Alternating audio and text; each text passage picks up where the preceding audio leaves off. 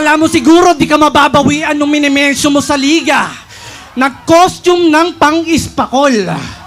Ang hilig mo talaga sa aircon, malandi ka. Tong teacher's pet, bibigyan ko ng lecture ang mape-pressure masahista. Nagsama ka pa ng Dalmatian. Mukha kayo mga baklang nakadroga. Sobrang sip-sip yung chikinini ni Enigma, parang marka ng Bentosa. Tinira nyo pa ako ni Dalmi sa round 3. Sarap nyong sipain Malakalil round 3.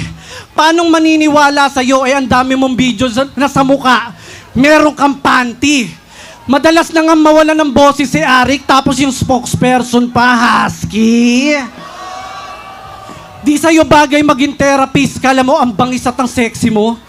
Gago yung mukha mo, mas malangis pa sa nagpapawis na Eskimo. Dati ko na kasi itong sineben-zero, kaya naging bitter siya. Para kay Enigma, nagbaba ko ng ego. Ikaw, binaba mo yung zipper niya. Oo, yung burat nasa kanyang bibig. Aba, nakakabilib. Kaya niyang i-deep throat si Arik kahit wala siyang leeg. Wala ka namang kinalaman doon. Ngaw-ngaw ka pa ng ngaw-ngaw. Mukha ka na nga manggang hilaw, saw-saw ka pa ng saw-saw. Hindi ako bumatel ulit para magpasikat sa mga tao. Tinanggap ko tong laban kasi nakakagigil yung mukha mo. Tingnan nyo ang epic ng face. Kahit anong bihes para pa rin putapete sa stage. Ang tanging pumapatol sa'yo, mga beking may AIDS. Kamukha mo yung bukalista ng shackle na pang-welding yung shades. Yung mga ganyang mukha, di na kaya ng plastic surgery. Alam nyo kung anong nararapat dyan? Black magic sorcery. Nasa liga ka pa rin kasi ikaw yung bet nung tiga Binondo.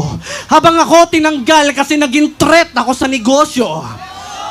Nagko-costume tapos yung concept sablay naman. Labas yung dede nakadantay sa tiyan. Tapos ako pa yung naninira sa liga ng lagay na yan. Ang tanong, anong inambag mo para iangat ang lirisismo? Ako tinanggal kahit para sa kultura. Ikaw nanatili para sa benepisyo. Ano, masakit pre? Ganyan din ako nung pinaalis eh. Si Enigma, paano mo nauto? Yung hentai kamen, tangina kinonsinto yung hentai kamen, ako po. Yung kabaduyan neto, sagad hanggang buto. Biruin nyo sa labas, bawal yung nakahubad. Tapos sa liga, pwede yung nakahubo. Tapos, anong sinasabi nyong magdadrama ako sa flip-top anib? Sabi nyo ng kakampi mong Dalmatian. Bakit naman ako magdadrama doon? Di naman ako squatter tulad ni Shernan. Si Shernan paiyak-iyak pa nung yung kanta ko ni-review. Tapos, ididis ako bigla kasi hindi ako pumayag magpa-interview. Mga walang originality ang kakapal na mukha.